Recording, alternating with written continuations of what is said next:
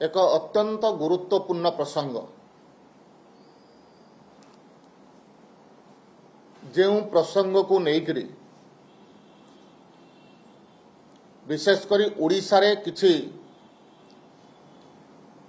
विरोधी दलर नेतांक ठारू आरंभ करी अन्य राजनैतिक दलर नेता माने विभिन्न प्रकार मिथ्या तथ्य देई ओडिशार जनमत को विभ्रांत करिवा पई चेष्टा करुचंती। आमे समस्ते जानिचु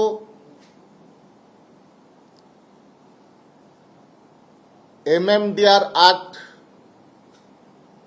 1957 मसीहारू जहाँ चली आसी ता देहरे किछि संशोधन करिवा पई केंद्र सरकार तरफरो पार्लियामेंट रे बिल आगत करा जायथिला जहाँ गत 12 एवं 13 तारीख दिन प्रथमे लोकसभा एवं परवर्ती अवस्था रे राज्यसभा रे पारित हो सारी एवं महामहिम राष्ट्रपतिंकर दस्तखत को अपेक्षा करिछि। बहुत जल्दी से संशोधन मध्य कार्यकारी हब। देखंतु खणी होउछि जातीय संपत्ति। जातीय संपत्तिर सुविनियोग करिवा पई एवं जो कथा केंद्र सरकार नरेंद्र मोदी जी लक्ष्य रखिचंती 2047 सुधा भारत को विकसित भारत करिबो एवं सेही विकसित भारत रे खनिज संपदर सदुपयोग करिबा वैल्यू एडेड करिबा एवं से खनिज संपदर जो नियम थिला जो करर श्रृंखला थिला ताको श्रृंखलित करिबा पई ए जो आईन आसीची एक चमत्कार आईन आसीची जहा द्वारा ओडिशा समेत समस्त खनिज संपद पूर्ण राज्य एवं सर्वोपरि देश मध्य लाभवान हेबो एवं साधारण जनता मध्य इथरे सबुठारु बेसी यार सुफल पाइबे। किंतु ए सब विषय को न जाई करी किछि विभ्रांतकर तथ्य सेमाने लोकलोचन को विभ्रांत करिया पई चेष्टा करुचंती। एही प्रकार विभ्रांत मध्य जेतेबेले जीएसटी लागू हैला से समय रे मध्य करिवा पई चेष्टा करिथिले। मु मने पकई दउची 2016 मसिया रे यदि ओडिशा परिप्रेक्षी रे आमे चिंता करिबा ताहले आमे टैक्स आकार रे पाखा पाखी 15,000 कोटी टंका ओडिशा पाउथला। किंतु ए वर्ष जदि जीएसटी को देखिबा जीएसटी कारणरू 60,900 कोटी टंका पाखापाखि 61,000 कोटी टंका जीएसटी रू ओडिशा सरकार पाइचंती। ए प्रकार अपप्रचार समान करूचंती। तांको मो मने पकई दवा पई चाहे 2014 मसीह केंद्र रे भारतीय जनता पार्टी नरेंद्र मोदी नेतृत्वाधीन सरकार आसिबा पूर्वरु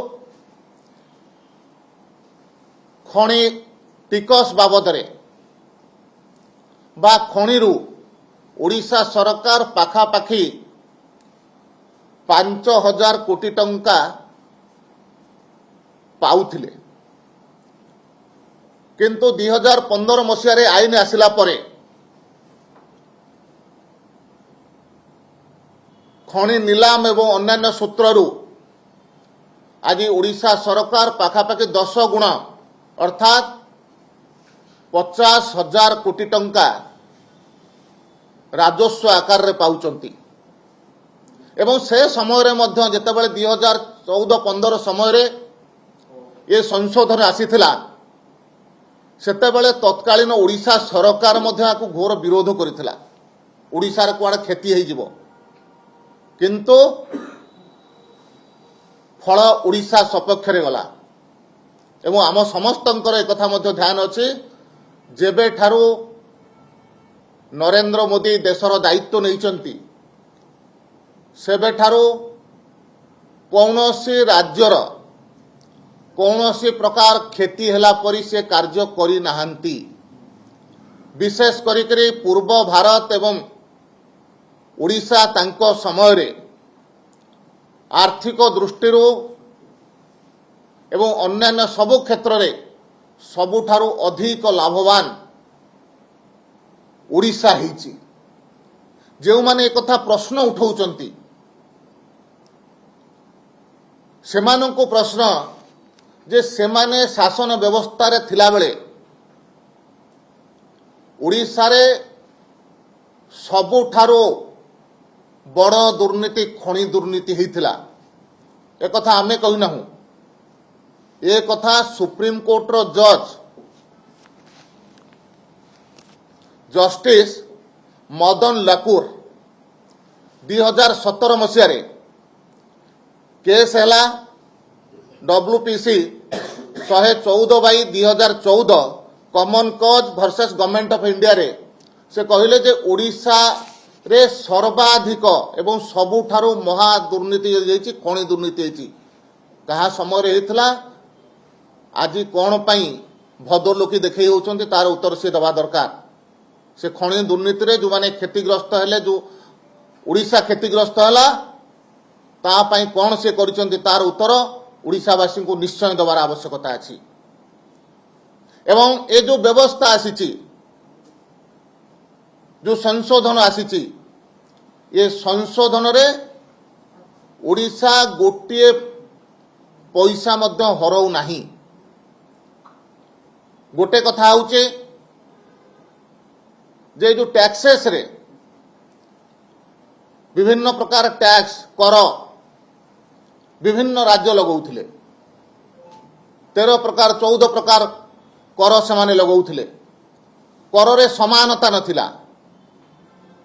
एवं देश रे कर रो गोटे समानता आनिबा पई सरकार ए आईन को संशोधन करिसंती एवं गोटे सर्वोच्च लिमिट से करिवे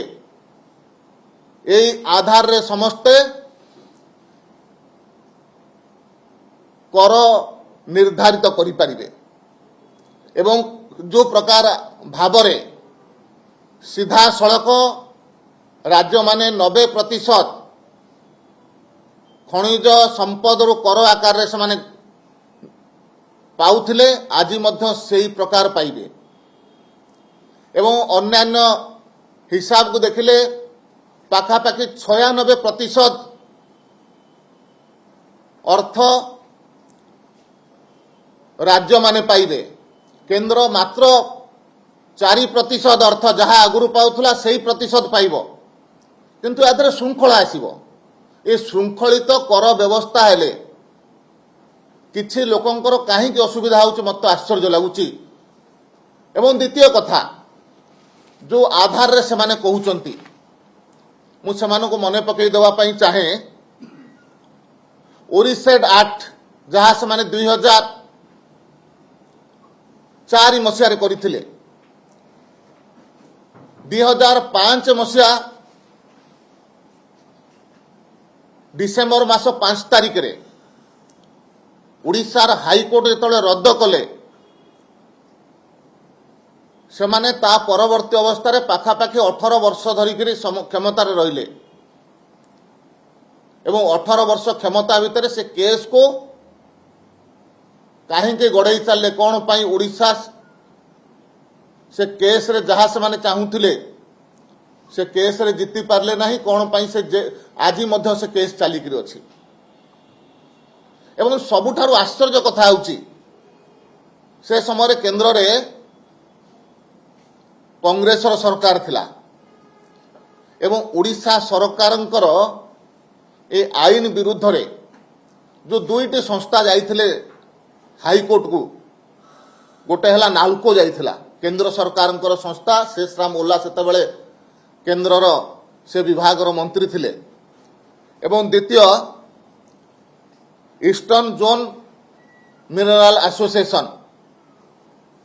एवं ए दुईटी संस्था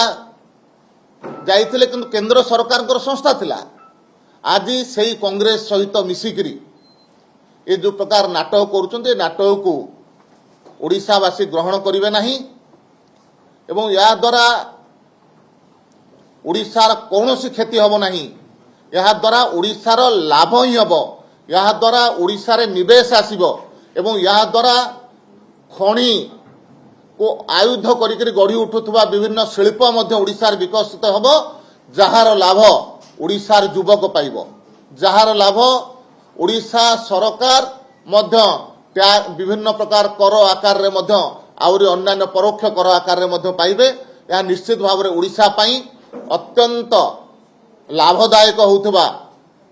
एक आईन आसीचे आमे समस्त या को स्वागत करूछु।